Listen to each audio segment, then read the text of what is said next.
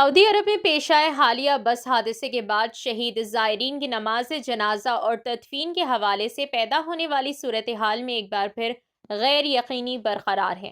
جمعہ کے دن مسجد نبوی میں نماز جنازہ اور جنت البقیع میں تدفین کے انعقاد کی اطلاعات سامنے آئی تھی، تاہم تازہ ترین معلومات کے مطابق سعودی حکام کی جانب سے اب تک کوئی باضابطہ ہدایت جاری نہیں کی گئی۔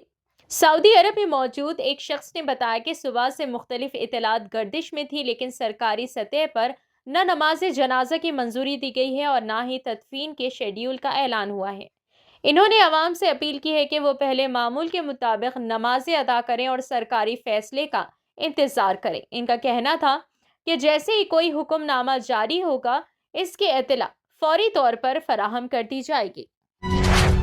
نہرو زوولوجیکل پارک نے سفید ہنسوں کے ایک جوڑے کو عوامی نمائش کے لیے چھوڑا ہے۔ 2010 سے چڑیا گھر میں جانوروں کو پسند کرنے والے اور باقاعدہ جانوروں کو گود لینے والے این ایس رام جی نے والدین کی جانب سے سفید ہنس کو عطیہ کیا۔ Chief conservator of forest wildlife اور chief wildlife warden Elu Singh Meru, جنہوں نے ہنسوں کو انکلوژر میں چھوڑا، کہا کہ چڑیا گھر ملک میں ایک علم بردار ہے۔ اس میں بڑی تعداد میں جانور عوامی مشاہدے کے لیے رکھے گئے ہیں۔ اس نئے اضافے کے ساتھ چڑیا گھر میں اس وقت 199 پرجاتیوں اور 2000 سے زیادہ جاندار رہائش پذیر ہیں۔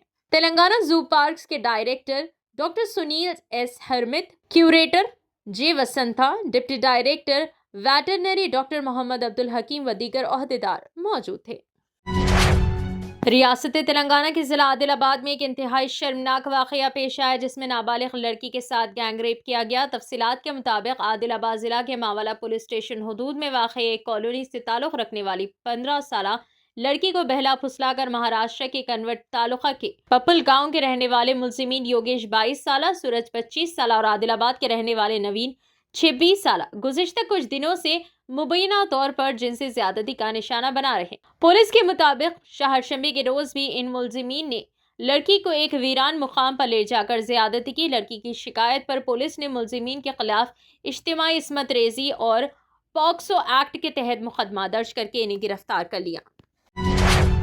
فارمولا ای کار کے کیس میں سابق وزیر اور بھارت راشٹر سمیتی کے کارگزار صدر کے ٹی آر کے خلاف کارروائی کی اجازت گورنر دشنو دیو ورما نے دی ہے۔ یہ بات سب کو معلوم ہے۔ اس پر کے ٹی آر نے رد عمل ظاہر کیا۔ انہوں نے واضح کیا کہ قانون اپنا کام خود کرے گا۔ انہوں نے کہا اس کیس میں کچھ بھی نہیں ہے۔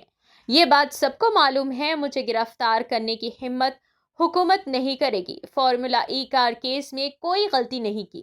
یہ بات میں 100 مرتبہ کہہ چکا ہوں۔ لائی ڈیٹیکٹر ٹیسٹ کے لیے بھی تیار ہوں۔ ریاست میں کانگریس اور بی جے پی کی مشترکہ وینچر حکومت چل رہی ہے۔ ملک میں اس طرح کا غیر قانونی اتحاد کہیں اور نہیں ہے۔ پارٹی بدلنے والے ایم ایل ایز پر نااہلی کی تلوار لٹکے تو ان کی بدنامی ہوگی، اس لیے انہیں استعفیٰ دینے کا موقع دیا جا رہا ہے۔ دھنم ناگیندر سے استعفیٰ دلوایا جا رہا ہے۔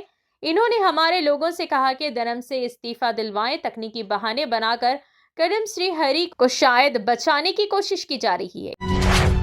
ممبئی کے چھترپتی شیواجی مہاراج بین الاقوامی ہوائی اڈے پر کسٹمز حکام نے گزشتہ ہفتے مختلف کارروائیوں کے دوران 53 کروڑ روپے سے زیادہ مالیت کا ہائیڈروپونک گانجا، سونا اور ہیرے ضبط کیے اور اس سلسلے میں 20 افراد کو گرفتار کیا۔ حکام نے یہ معلومات فراہم کی۔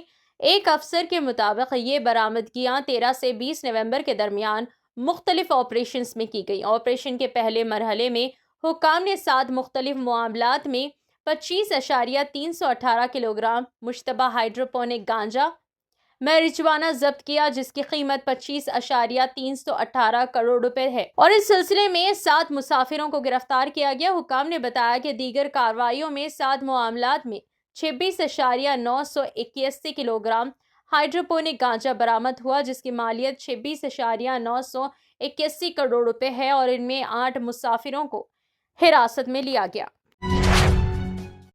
فی الحال کے لیے بس اتنا ہی۔ دیکھنے کے لیے شکریہ۔